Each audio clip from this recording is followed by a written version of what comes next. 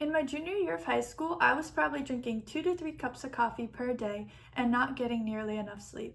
An article from the Miami Student brought up an important message. Studies have shown that regular caffeine intake is associated with worse sleep quality, stress, and sleeping for shorter periods. Yet, what do we do when we feel daytime tiredness after a poor night of sleep? Drink more caffeine. Ruffer and Perkins 2023. Us college students love our caffeine, whether it's a delicious cup of coffee, a stimulating energy drink, or a warm cup of tea. But could our habits actually be causing us harm? I will discuss the biological and physical effects of caffeine misuse in the United States and ways in which someone can lower their intake while still feeling energized during the day. The 3 areas I will be covering include first, caffeine tolerance and dependency, then bad habits that typically worsen the effects of caffeine, and finally, other methods for staying energized throughout the day. Let's start by discussing what goes on in the body and how this can cause harm. Caffeine is very similar in structure to adenosine, which is the chemical in the body that tells us to sleep. Caffeine has the opposite effect. It functions to stimulate the brain, making us more alert and awake. Since caffeine is structurally similar to adenosine, they must compete for the same receptors in the brain.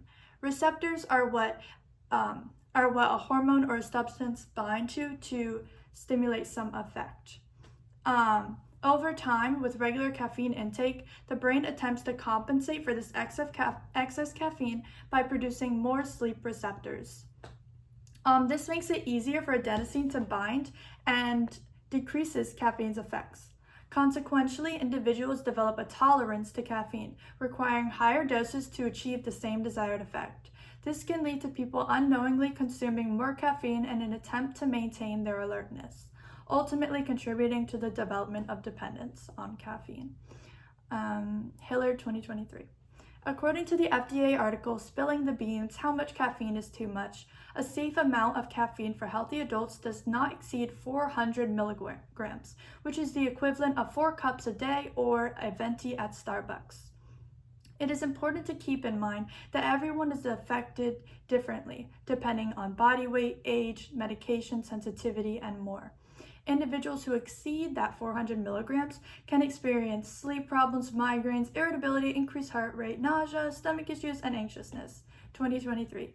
Experiencing these symptoms, having difficulty with moderating intake, or feeling discomfort or disorientation when you don't drink caffeine, are all signs of dependency, according to Hillard at the Addiction Center, 2023. Moreover, as quoted from My Health Alberta, regular use of more than 600 milligrams of caffeine a day might cause long-term effects, such as sleep problems, thinning of bones and fractures, more anxiety, increased blood pressure, and stomach acidity. Substance use caffeine, no date. However, in small amounts for healthy adults, caffeine is safe to consume and can offer other benefits in the short term, such as enhanced mood, focus, and alertness, no date. Typically, the problem isn't strictly the amount of caffeine you're drinking, but rather the accompanying habits that can have dangerous repercussions. Many college students believe they can manage their workload by drinking caffeine and energy drinks and then transitioning to parties and drinking alcohol later in the night. What they fail to realize, however, is that caffeine can linger in the body for up to 10 hours after consumption, says WebMD 2023. Caffeine masks the effects of alcohol hangovers, potentially leading individuals to underestimate their level of intoxication. In reality, they might be ingesting dangerously high levels, putting themselves at risk for stroke, heart attack, and heart disease due to the blood pressure rising effects of combining these substances, as described by Martin Taylor from WebMD 2024. Harmful effects occur from mixing caffeine with any stimulant. Some individuals may disregard their mental health and use caffeine as a coping mechanism. However, as Holland and Barrett explain in the article, Does Caffeine Cause Anxiety? Excessive consumption can increase symptoms of anxiety and panic attacks.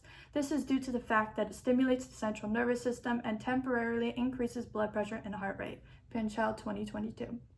So if you should cut back on caffeine intake, then what can I do to feel energized during the day?